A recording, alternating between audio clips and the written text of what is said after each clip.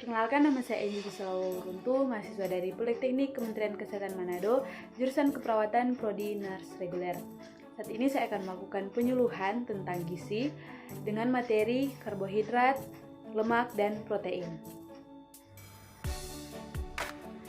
Nah, saat ini saya akan menjelaskan materi tentang karbohidrat, lemak, dan protein. Nah, yang pertama yaitu karbohidrat. Nah, karbohidrat ialah suatu senyawa yang terdiri dari molekul-molekul karbon, hidrogen, dan oksigen atau karbon dan hidrat, sehingga dinamakan karbohidrat.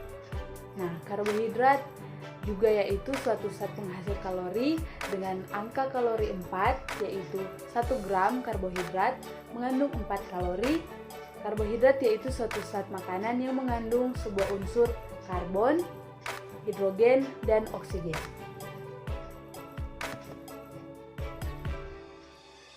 Nah, klasifikasi karbohidrat yang pertama yaitu monosakarida.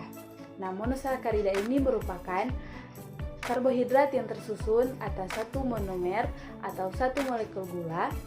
Monosakarida mudah larut dalam air, memiliki rasa manis, dan merupakan gula yang umum.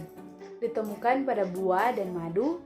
Jenis-jenis monosakarida yang penting adalah glukosa, fruktosa, dan galaktosa. Nah, yang kedua yaitu disakarida. Nah, disakarida ini merupakan karbohidrat yang tersusun atas dua monomer atau dua molekul gula yang berikatan. Nah, disakarida mudah larut dalam air, berasa manis, dan merupakan gula yang paling banyak diproduksi dalam industri, terdiri atas sukrosa, maltosa, dan laktosa. Nah, yang ketiga yaitu oligosakarida adalah karbohidrat yang tersusun atas sedikit molekul gula, umumnya 3 hingga 10 molekul. Nah, gula penyusun oligosakarida dapat berupa glukosa, fruktosa, maupun galaktosa. Nah, oligosakarida dapat ditemukan dalam umbi-umbian seperti umbi lambat. Nah, yang terakhir yaitu polisakarida, yaitu karbohidrat yang tersusun atas banyak monomer atau banyak molekul gula. Nah, fungsi karbohidrat terdiri dari yang pertama, sumber energi utama tubuh, kedua cadangan makanan, ketiga memperlancar pencernaan, keempat sebagai pemanis alami, kelima menjaga kadar gula dalam darah, dan yang terakhir yaitu komponen membran dan dinding sel. Nah, sumber karbohidrat bisa pada biji-bijian, contohnya beras, jagung, gandum, dan lain sebagainya. Ada juga pada buah, bisa pada pisang, dan semua jenis buah yang rasanya manis. Yang ketiga bisa didapatkan juga pada akar atau umbi-umbian, yaitu ubi jalar, ubi kayu, keladi, kentang, dan lain sebagainya. Nah, dan yang terakhir pada daun-daunan, yaitu sayur-sayuran yang berwarna hijau. Nah, yang kedua yaitu protein. Nah, nama protein berasal dari bahasa Yunani yang berarti yang paling utama. Nah, pengertian protein secara umum adalah senyawa organik kompleks berbobot molekul tinggi yang merupakan polimer dari monomer-monomer asam amino yang dihubungkan satu sama lain dengan ikatan peptida. Molekul protein mengandung karbon, hidrogen, oksigen, nitrogen, dan kadang kala sulfur serta fosfor. Nah, klasifikasi protein.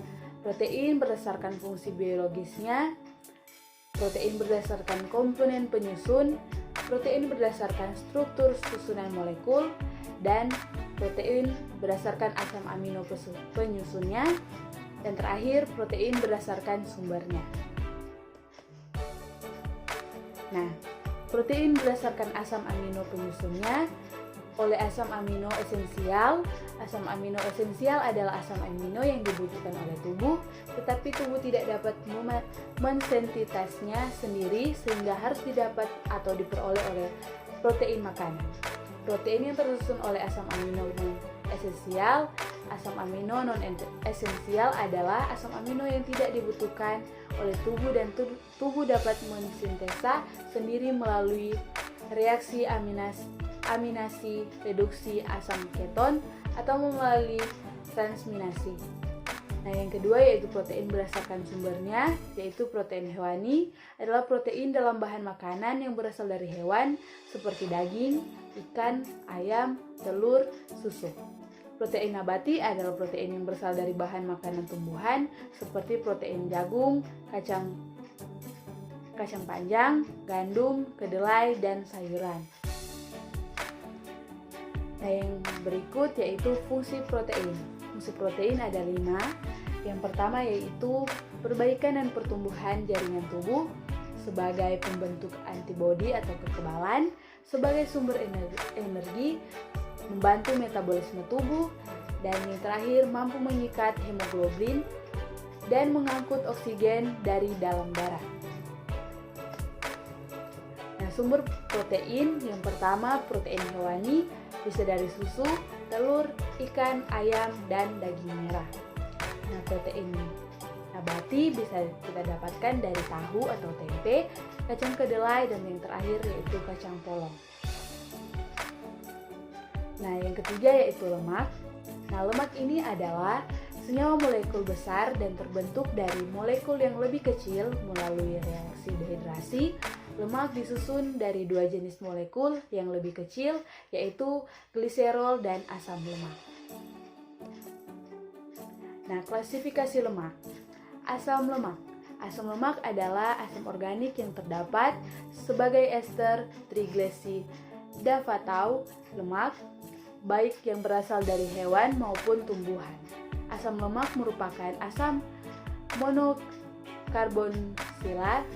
monokarboksilat yang mempunyai rantai panjang. Nah, yang kedua, gliserida. Yang pertama, netral atau lemak netral.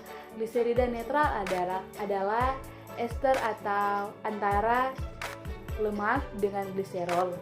Fungsi dasar dari gliserida netral adalah sebagai simpanan energi atau berupa lemak atau minyak. Nah, yang kedua, fosfogliserida atau fosfolipid.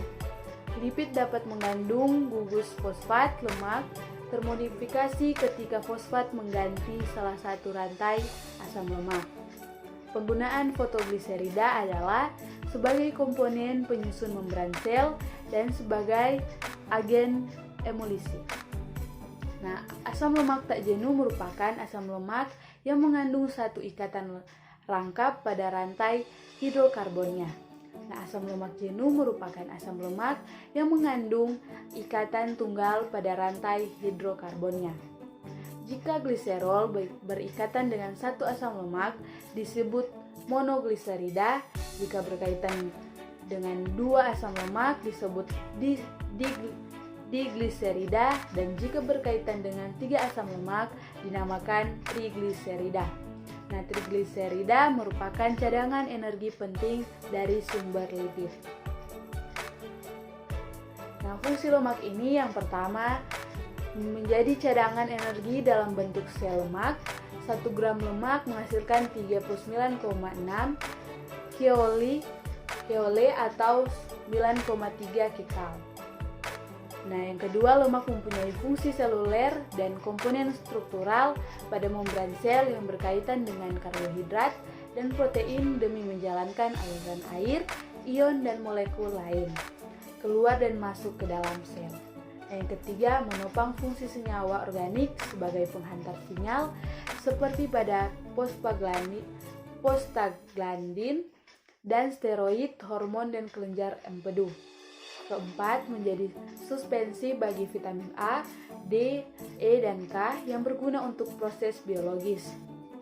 Nah, yang berikut berfungsi sebagai penahan goncangan demi melindungi organ vital dan melindungi tubuh dari suhu luar yang kurang bersahabat.